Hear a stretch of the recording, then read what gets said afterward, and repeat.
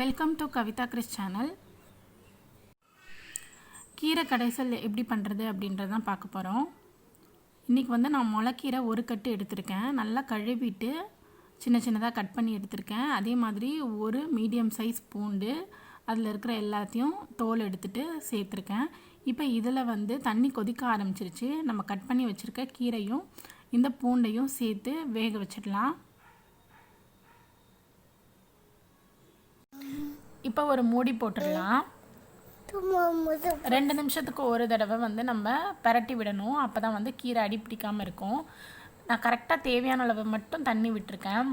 நிறைய தண்ணி விட்டுட்டிங்க அப்படின்னா கீரையோட சத்தெல்லாம் தண்ணியோடு போயிடும். கீரையோட கலரும் சேஞ்ச் ஆகிடும். ஸோ கரெக்டான அளவு தண்ணி, கீரை வேகிறதுக்கு தேவையான அளவு மட்டும் தண்ணி விட்டால் போதும். திரும்பவும் மூடி போட்டு ஒரு 2 நிமிஷம் வேக வச்சிடலாம். அடி பிடிக்காமல் பார்த்துக்கோங்க. அப்பப்போ இந்த மாதிரி கிளறி விடணும். இப்போ கீரை ஓரளவு வெந்துருச்சு. இது கரெக்டாக வெந்துருச்சா அப்படின்னு செக் பண்ணுறதுக்கு அந்த கீரையோட தண்டை மட்டும் எடுத்து கையால் நசுக்கி பார்க்கணும். அப்போ அது நல்ல மாவு மாதிரி வரும். உங்களுக்கு ஒரே ஒரு பீஸ் மட்டும் எடுத்து நான் காட்டுறேன் பாருங்கள்.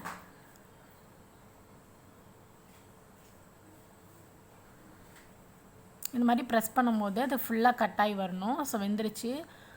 இப்போ நம்ம ஆஃப் பண்ணிடலாம். லைட்டாக ஆறணும். நல்லா ஃபுல்லாக கம்ப்ளீட்டாக ஆறிடுச்சு அப்படின்னா கீரை கிடையிறது கொஞ்சம் கஷ்டம். அதனால் லைட்டாக ஆறினதுக்கப்புறமா தேவையான அளவு கல்லுப்பு சேர்த்துக்கிறேன். சேர்த்துட்டு ஒரு மாதிரி மற்ற வச்சு இந்த மாதிரி கடைஞ்சிடலாம். எதுக்கு அலுமினியம் பாத்திரம் யூஸ் பண்ணியிருக்கேன்னு பார்த்தீங்கன்னா, ஸ்டெயின்லெஸ் ஸ்டீலில் நம்மளால் கடைய முடியாது. உங்கள்கிட்ட மண் சட்டி இருந்துச்சுன்னா அது ரொம்பவே நல்லது. என்கிட்ட இல்லை, அதனால் நான் அலுமினியம் பாத்திரம் யூஸ் பண்ணுறேன். இப்போ ஃபுல்லாக கடைஞ்சாச்சு. அடுத்தது தாளிச்சிடலாம். இப்போ தாளிச்சிடலாம். ஒரு கடாயில் தேவையான அளவு எண்ணெய் சேர்த்துக்கிறேன். ஒரு குழிக்கரண்டி எண்ணெய் சேர்த்துருக்கேன். நான் கடலை எண்ணெய் சேர்த்துருக்கேன்.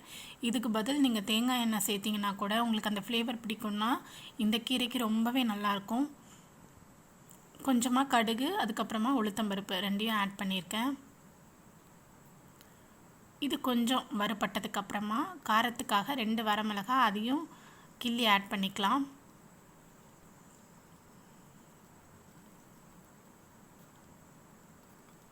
இதை நல்லா வறுத்துட்டு இது கூட வெங்காயம் ஆட் பண்ணிக்கலாம்.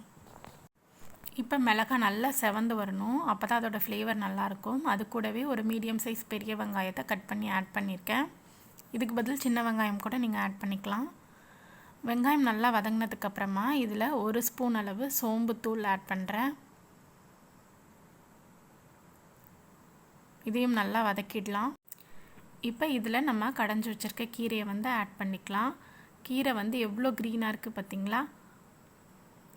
சேர்த்துட்டு நல்லா ஒரு வாட்டி மிக்ஸ் பண்ணி விட்டுட்டு ஆஃப் பண்ணிடலாம். இதே மெத்தடில் கண்டிப்பாக நீங்களும் ட்ரை பண்ணி பாருங்கள்.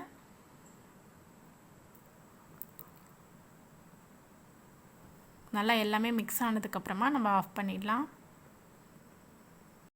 இன்றைக்கி எங்களோட லன்ச் என்ன அப்படின்னா, சாதம், வத்தக்குழம்பு, கூடவே இந்த கீரை கடையல், ரசம், அதுக்கப்புறமா மாங்காய் ஊறுகாய். இந்த மாங்காய் ஊறுகாயோட ரெசிபி உங்களுக்கு வேணும்னா கேளுங்க, கண்டிப்பாக ஒரு நாள் ஷேர் பண்ணுறேன். உங்களுக்கு இந்த வீடியோ பிடிச்சிருந்ததுன்னா மறக்காமல் என்னோடய சேனலை சப்ஸ்கிரைப் பண்ணுங்கள். கூடவே உங்களோட ஃப்ரெண்ட்ஸ்க்கும் ஃபேமிலிஸ்க்கும் ஷேர் பண்ணுங்கள்.